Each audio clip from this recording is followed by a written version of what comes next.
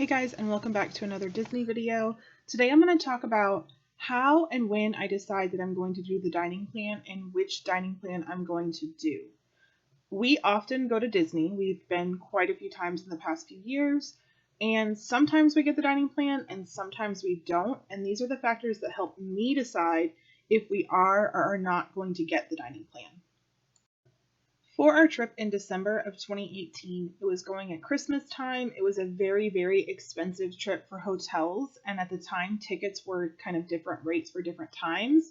And so for us, it just made sense to not do the dining plan. And in retrospect, I'm so glad that we didn't because we ended up having the flu.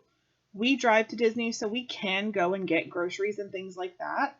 And so for that trip, being there for almost, I think it was 13 days, it just didn't make sense. It was going to be so much money, and at certain times you kind of get sick of Disney food and you want something different, so we would go off site and things like that, and we had tons of gift cards that we had kind of saved up, and it just didn't make sense because for us, we made the decision, do we just want to go to Disney for a week and have the dining and everything, or do we want to go for 2 weeks and not have dining?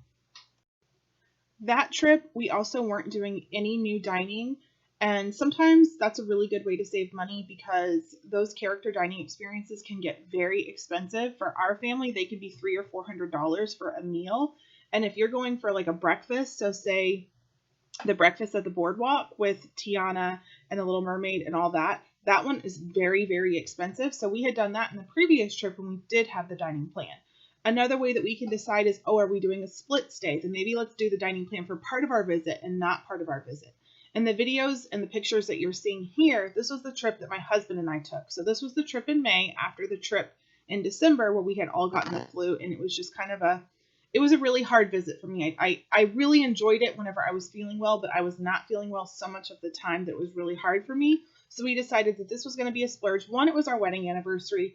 Two, we had just gotten off a cruise. We wanted to make sure that we had plenty of money set aside and to just really enjoy a vacation without our children and just have some real good Disney fun and not be thinking about everything. And I don't regret that decision at all because we tried some new places like the new Snow White reservation as well as the Coral Reef restaurant in Epcot.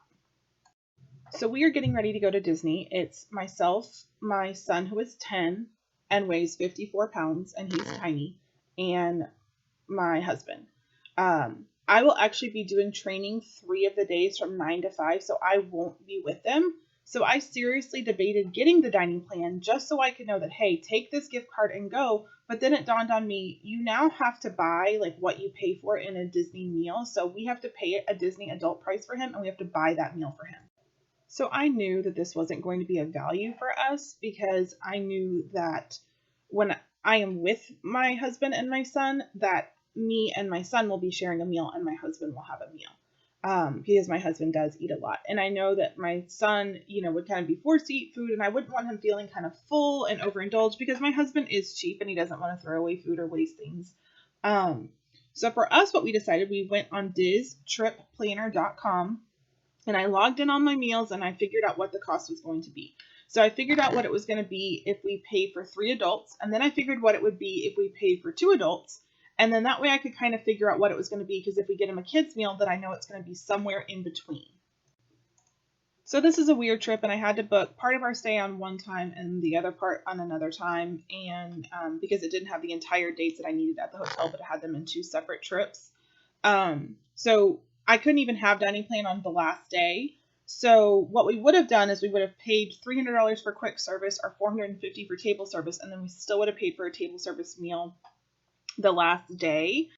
So I ran quick numbers on Diz Trip Planner, and I figured out that if we did somewhere between 2 and 3 meals at time that we sat down, somewhere between 1 and 3 mugs and 1 snack a day, that would run us somewhere between $339 and $513. So obviously I think that we will make out this trip by not doing the dining plan. We will do things like buy some of our own food. So for breakfast and things like that, we probably won't buy anything in the parks because it's just not a meal that's economical to buy at Disney. It's very expensive. However, I do want my coffee on Main Street.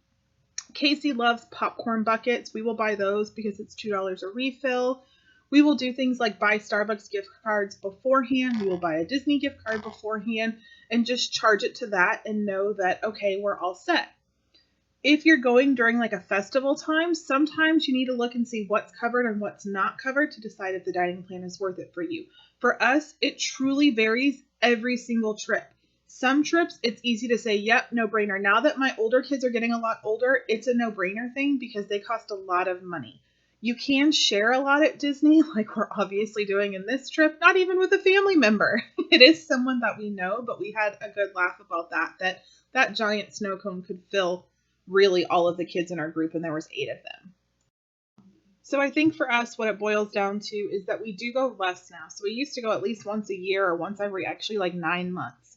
We've kind of had to slow down with life, and we now go as a family once every 18 months to 2 years.